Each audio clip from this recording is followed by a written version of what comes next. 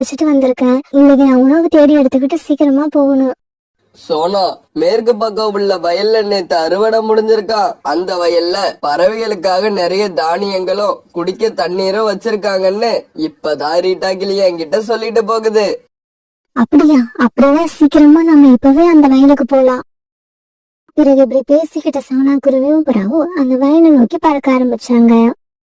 என்னங்க, மழைக்காலம் வரப்போகுது. இதுக்கப்புறம் இந்த காட்டுல நாம இருக்கிறது சரி வராது. ஆமா, நாம இன்னைக்கே இந்த காட்டை விட்டு மேற்கு தொடர்ச்சி மலை அடிவாரத்துல உள்ள காட்டுக்கு போயிடுவோம். ஏன்னா அங்க இப்பதான் வெயில் காலம் ஆரம்பிச்சிருக்கு.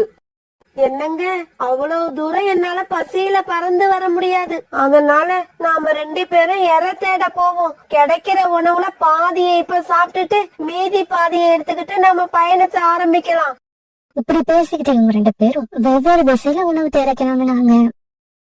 அந்த பெண் கழுகு சோனா குருவியோட கூட இருந்த பக்கமா பறந்து வந்துச்சு. இப்படி பறந்து வந்த அந்த கழுகோட ரக்க சத்தத்தை கேட்ட கொக்கு இலைகளை மெதுவா விலக்கி பறந்து போவது யாருன்னு பார்த்தான்.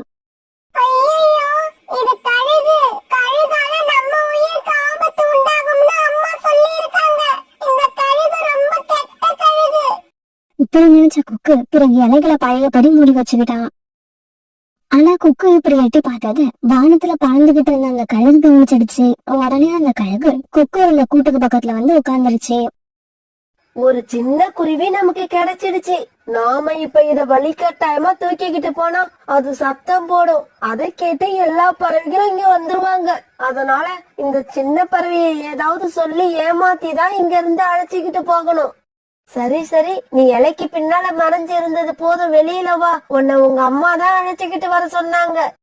கழுகு இப்படி சொன்னத உண்மைன்னு நம்பின கொக்கு இலைகளை விட்டு வெளியே வந்துட்டான்.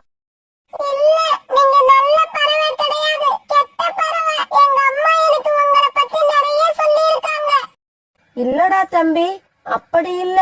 நான் ரொம்ப நல்லவன். நான் உன்னை கொண்டு திங்கணும்னா இப்பவே கொண்டு தின்னுடுவேன். என்னோட எண்ணம் அது இல்ல.